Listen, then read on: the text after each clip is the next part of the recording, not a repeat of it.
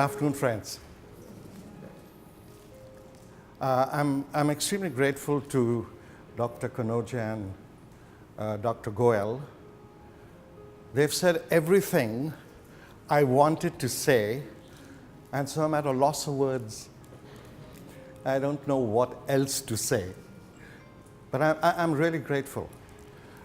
I'm grateful for the fact that medical professionals are beginning to look seriously at lifestyle change.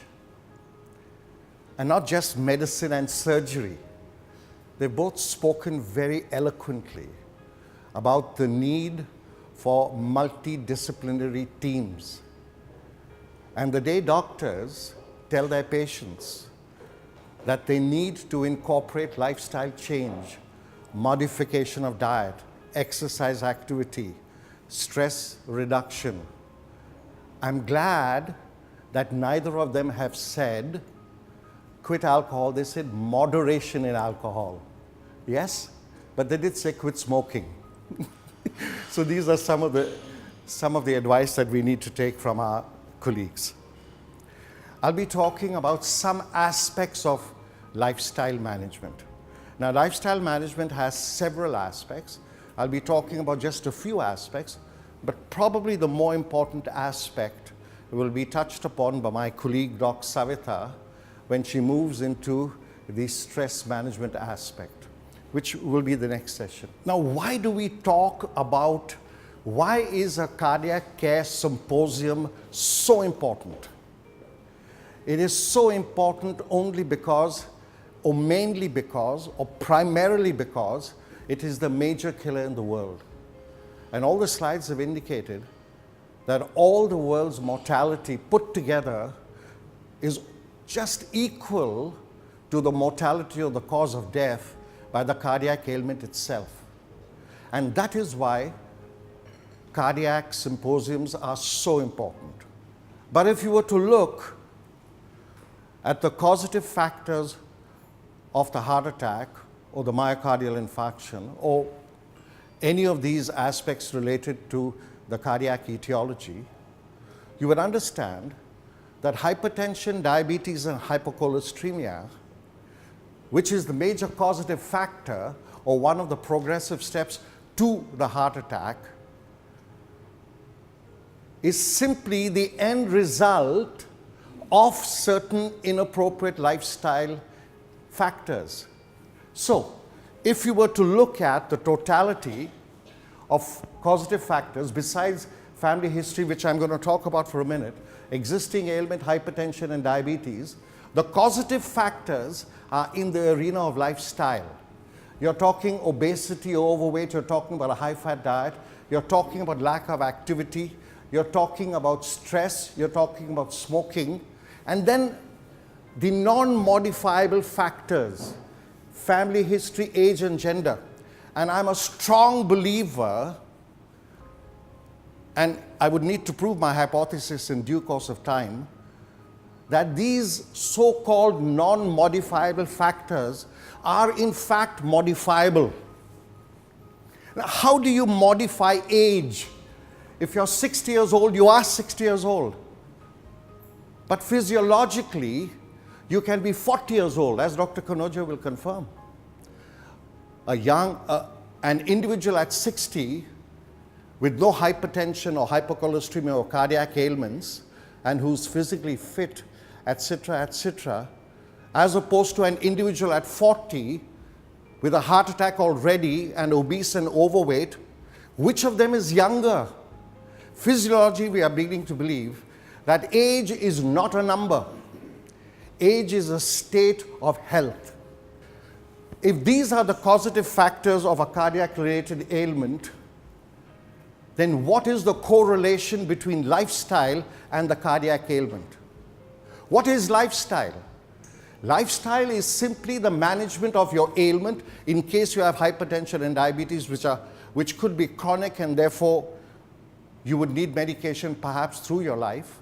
So the management of disease or having a medical screening. And why do you need a medical screening? Why does anyone have to have a heart attack? Remember what Dr. Kanoja said. He said you can have a silent heart attack without even knowing that you've had a heart attack. Or you can have a heart attack and die suddenly without even knowing that you were at risk. The human body is capable of 100% efficiency with 99% debility. And therefore, the only way you can truly know your body is by having a medical screening. 90% of individuals who have hypertension and diabetes, the discovery took place at a random medical screening. They didn't know before that. There was no symptomology. And therefore, it is vitally important to have a medical screening. And then, of course, the other factors. If you are to utilize lifestyle change as a means of managing the cardiac ailment, then the causative factors, which include an inappropriate diet, lack of exercise, managing stress, quitting smoking, etc., are all vitally relevant. But we've decided that I would talk about just 2 or 3 factors, and those factors are, I've already explained this. But what I would like to see in the future, even in RAC hospitals, is that a medical check must not only be a medical check. A medical check tells you how sick you are. Do you have hypertension? Do you have diabetes? This is the outcome. These outcomes become known during a medical check. You can quantify precisely your state of medical illness. Hypertension, 140/90, blood sugar, fasting blood sugar, assuming it's even 200. It's precise. You can precisely quantify illness. But can you precisely quantify wellness? How well are you? What is your health score? These are the new things that we would like to bring into our medical fraternity. And I'm grateful for my medical colleagues for supporting us in this. So, in any medical check, the end result, which is illness, is evaluated by the causative factors, which is lifestyle. Lifestyle, on the one hand, is the cause of disease. And as Dr. Goel would have mentioned to you, and has mentioned, that it is also the methodology for rehabilitation. So not only does lifestyle help you to prevent a problem, but in case you do have an event, it rehabilitates you from the event. It is important. It is the alpha and the omega, the beginning and the end. It works on both sides. So I would talk about just a few factors. A diet. Now, we'll talk about the diet in these areas, but if you were to look at this slide, and I recall that Dr. Goel has also put up this slide, but there is a subtle difference between the slide which Dr. Goel presented and the slide which I present. Can anyone tell me what the difference is? A subtle difference. And that subtle difference is the bottom line. Exercise activity is now being accepted and promoted and propagated as part of the essential management of food. It is not only the food you eat, but also the method of utilization of the food that you eat. So therefore, the American Dietetics Association and the American the American Heart Association have all emphasized that you never talk nutrition without talking exercise. Food in, energy out has to be balanced. And if it is balanced, you're okay. If it is not balanced, you have weight gain, which is what we need to avoid. We all eat food. How do you measure the quantum of food? How do you know that you are eating too much or too little? How do you know? I mean, you go to a petrol pump and you tell the attendant to fill your tank up, and you know that your tank has a capacity of 52 liters or whatever. What is the capacity of your stomach? How much is appropriate for you? We each have different capacities. For some of us who eat a little, we gain weight. For some of us who eat a lot, we actually lose weight. There is a metabolism factor involved. So all foods must be evaluated, all calories, all energy must be evaluated from energy in, which is food, and energy out, which is exercise. So therefore, all food that you eat has a calorific value, which is the amount of energy. Now, food can be quantified in protein, carbohydrate, fats, but it is also quantified in calories. And that is the amount of energy that this food gives you. So this is the calorie value of the foods that you eat. Now remember, you are meant to balance food in with activity out. You are meant to balance these two things. And therefore, all activities also have a calorie value. It's calculated for the individual, keeping in mind the BMR and the SMR, the basal metabolic rate, the muscle tissue as opposed to the fat tissue, and other such factors. But if you were to talk in generalization, then you simply talk about this. Food in has a calorie value, exercise out has a calorie value. The both must be equal. The major problem is that even while generally speaking, we eat 2,500 calories, generally speaking, we eat about 2,500 calories, we find, and here's the good news, that 50% of this is utilized by the body directly. Digestion, defecation, respiration, etc., etc., etc. utilizes energy. 50% of the food that you eat is utilized directly by the body for survival. But we also work 8 hours a day, most of us, and the body utilizes energy during the period of work, normally at the rate of 1 calorie per kg of body weight per hour. So I would be utilizing approximately 80 calories per hour, while my colleague Dr. Savita, you never mention a lady's weight, would be consuming about 50 calories per hour. Right? Putting her at 50 kgs of body weight. I'm pretty close, ma'am. Yes? Okay, so, yes. So, you add the two together and you still have a deficit or an excess of 500 calories. Out of 2,500 calories, we only utilize 2,000 calories for day-to-day living. The balance 500 is excess and stored in the body as fat for utilization later due to an evolutionary process, in case we don't get food the next day. Yeah? So the only way to ensure that we do not have a fat, obese body is by actually utilizing calories for exercise. Now, while I can ask you to check the book that you have, you each have been given a lovely little booklet. A lovely little booklet. Yeah? Now, this booklet around page 16 has calorie utilization. It has all the calories in food. And then early on page 5 or 6, it has calorie utilization in exercise. So if you calculate your utilization and your energy activity, you can ensure that you have a slim body. But if you were not to read the book and to say that, look, it's too complicated, I simply want a formula to manage my weight, what is that formula? The formula is very simple. No exercise, no dinner. Now what that means is that the food you eat in a single meal is 500 calories.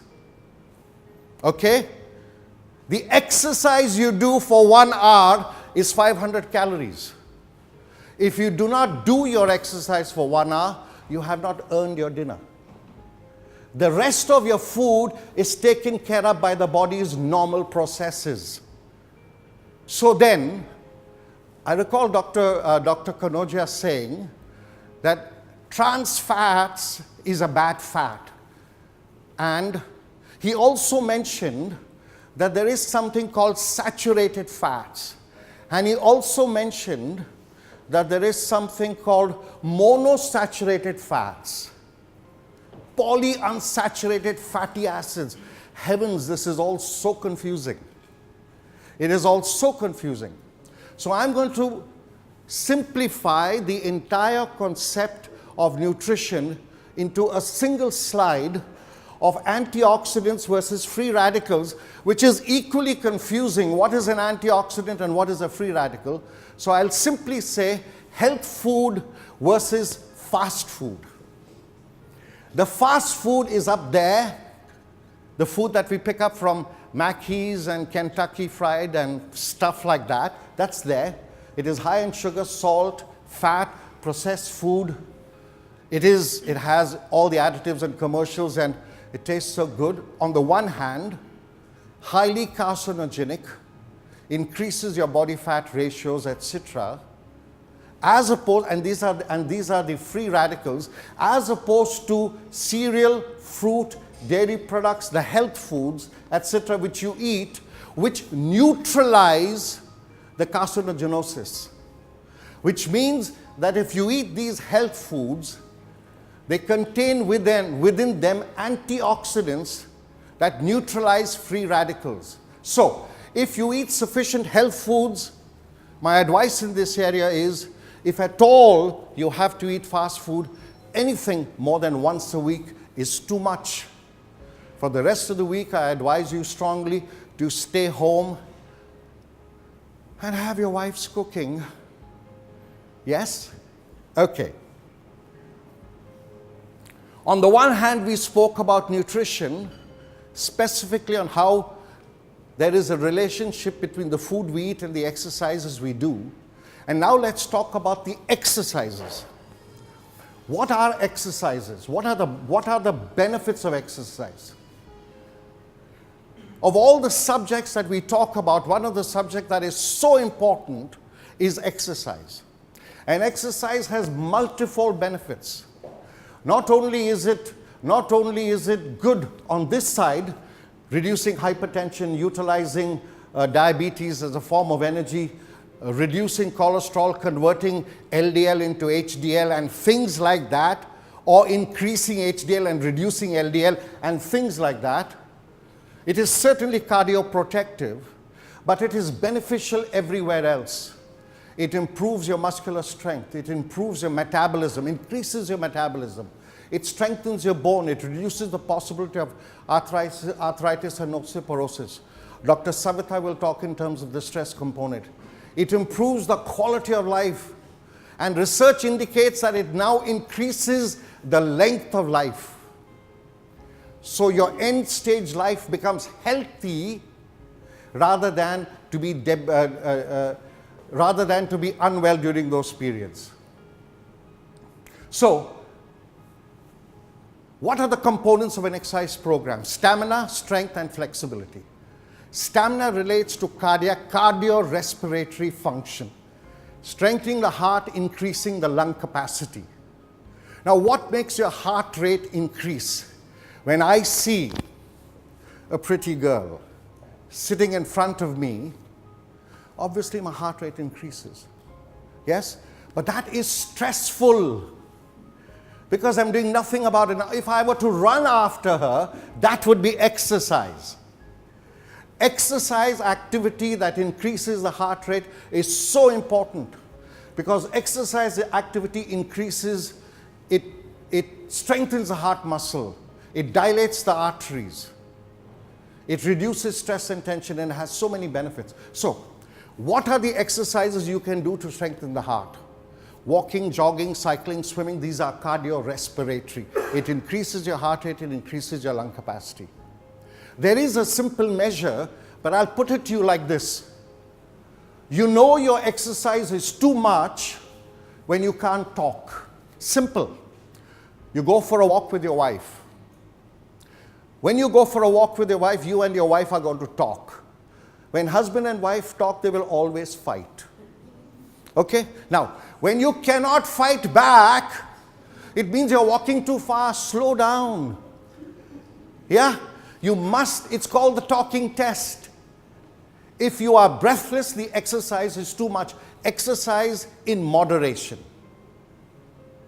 Okay? That's a simple factor. When you do any of these exercises, you must be within control of your own respiratory rate. I'd simply show you the proof of the pudding is in the eating. So I'll simply show you, if I may. It's only my jacket that will come off. It's not the shirt and the rest. Stamina is walking, jogging, cycling, and swimming. It's simple enough. You know how to do it. Strength, 600 muscles in the human body. How do you strengthen these 600 muscles within a time frame? By dividing the body into 3 parts: upper, middle, lower. Simply do one exercise for each body part. These are macro exercises, and you all know how to do it. Okay, watch me. Have you got me on camera? Good. Okay, the first exercise to strengthen the upper body is the push-up. Watching? Push-up.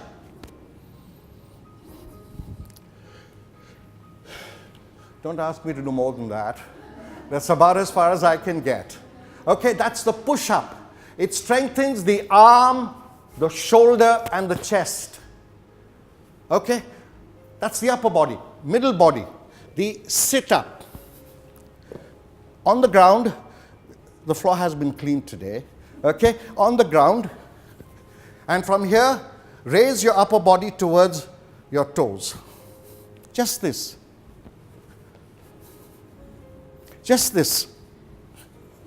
Strengthens the body, stretches the back. Yeah? You're left with the lower body. The lower body, in India we call it the bear tuck. Over here it's more reverently called the squat. Okay? So, balance yourself parallel to the ground. That's it. Strengthening the thigh, the calf, and the gluteus. Okay, now, this is all shown in the little book that you have. So that would take care of strength. And now we come to flexibility. Flexibility is simply moving your joints. So you start with up, bottom to top, top to bottom rather, neck, shoulders. They all have variations. Elbow, wrist, fingers, waist. Now you may ask me why I'm not doing toe touching. I can't touch my toes. It happens to some of us. Okay, so that's the waist. So there's the alternative, you notice. That's the alternative. Then you have the hip. You simply move the hip sideways, 90 degrees to the ground. Ball and socket joint, ball and socket joint. And then you have the knee hinge joint. Just pull it back. Dr. Savata does the, what's that thing you do after you eat? Sitting on the floor. The Vajrasana. That's the yoga equivalent. And then you have wrist rotation, toe rotation. Okay, and that's it. You've now completed everything you want to know in exercise from the strength and the flexibility perspectives.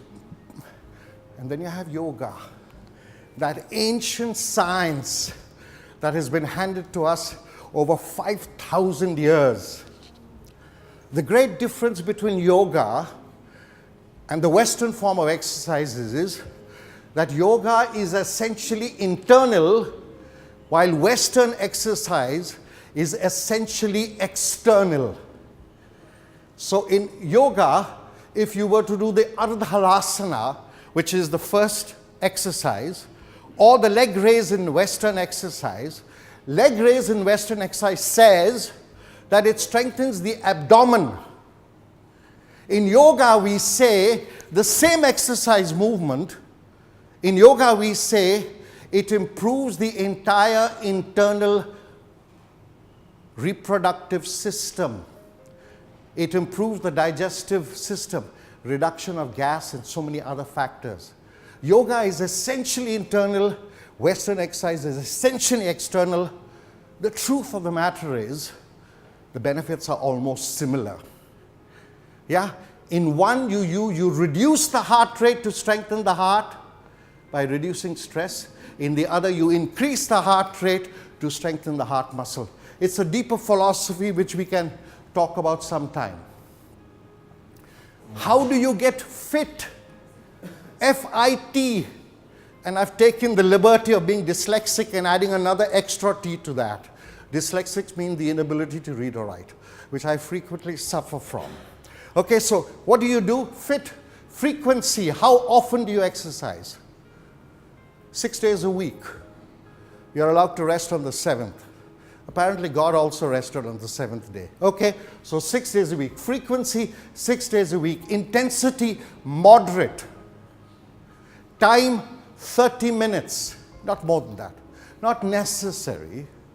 If you're young and you want to look beautiful, well, you could go up to 60 minutes and you lose a lot of weight. But if you want to just keep healthy for quality of life, 30 minutes is good enough.